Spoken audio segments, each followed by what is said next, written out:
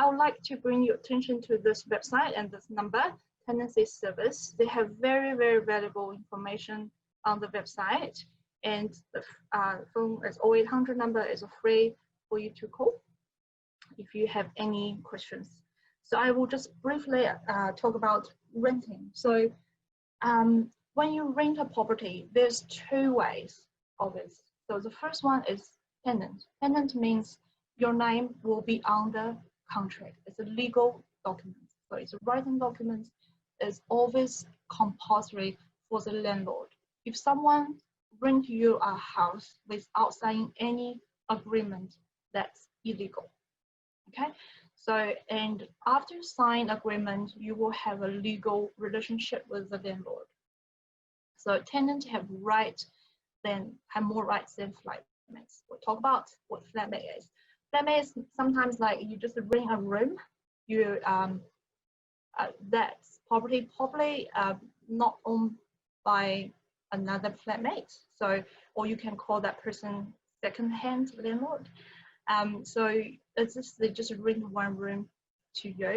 Sometimes there's no written agreement, which is not safe, but it's not illegal. Okay. So, however, if you don't have any even verbally agreement, like how long you need to stay there and how many weeks notice you need to give before you move out, or if they, you need to have those kind of agreements. Even as verbally agreement is available in New Zealand. However, sometimes it's quite hard to prove. So it's better to have something black on white, even just like phone message.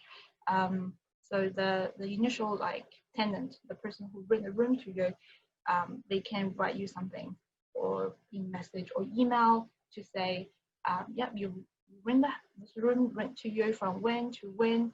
And if you want to move out, you need to give me notice for how many weeks, okay? That just protect you. Otherwise, if you don't have that protection, they can kick you out anytime. So it's a benefit to being a tenant. So you are protected by the law, okay? So if anything happens, you can take your landlord to the tenancy tribunal. It's a free service, okay? And if something breaks at your property, it's a landlord's responsibility to fix it. So if your fridge is broken, your washing machine is not working, your stove is not working, you need to call the landlord, and that's their responsibility to fix it. Disadvantage. So once you sign the legal contract, it's hard to get off of the contract. So if you change your mind, if you want to move out early for whatever reason, the visa expire, or you're just thinking you want to go home, you don't want to stay, sometimes you need to either pay them until the ending day, or you can have a negotiate with the landlord, see if you can find a replacement, so they can get you out of the contract. But that's all depends on the landlord. They might like you to do, they might not. Okay. So you sign up before you sign the contract. Think carefully. So when you sign the contract, you become a tenant, and you need to pay rent. You need to pay the rent, normally 2 weeks in advance. That's also based on the contract. And you need to confirm with the landlord if you need to arrange your power or internet yourself, or it's all included in the agreement.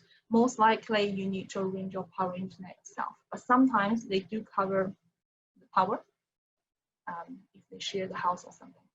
That's right. There are two different contracts. The first one is fixed term. So normally it's 1 year is pretty typical in New Zealand, I would say. So think carefully if it's a fixed term, as I mentioned, so it's not that easy to change. So, and the good thing is they cannot increase the rent. So the landlord, if they rent a room or house for 1 year, they can't increase the rent. Okay. Another one is the predict. So if that's continue or no fixed ending day.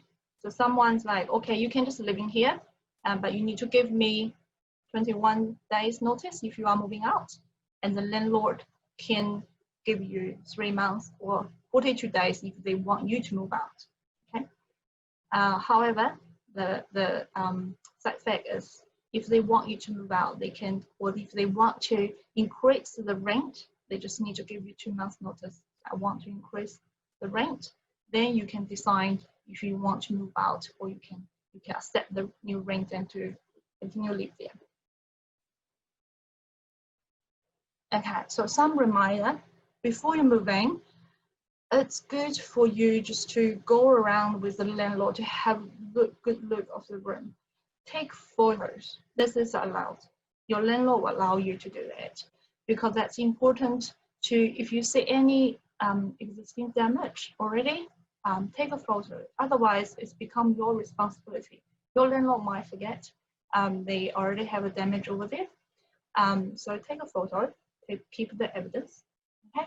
So if you're not the only one living there, make sure everyone, if you're gonna bring the property with a group of friends, make sure everyone's name on the contract, which is important. The reason, because if something goes wrong, you won't be the only one to pay the rent. Okay, so everyone has responsibility to the house. So if you are the only one signs the contract, if anything happens, for example, you damage the house, then you will be the only one to pay for the costs.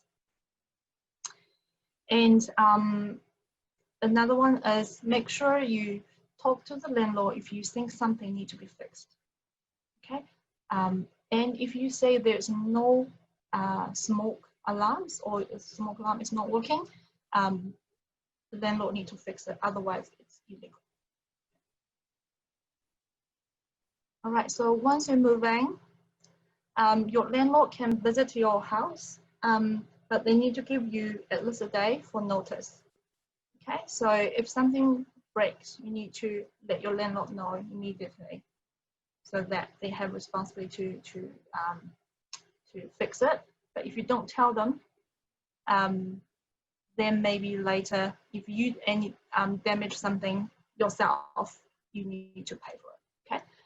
Okay, so you need to pay the rent, and you're not allowed to smoke in your flat.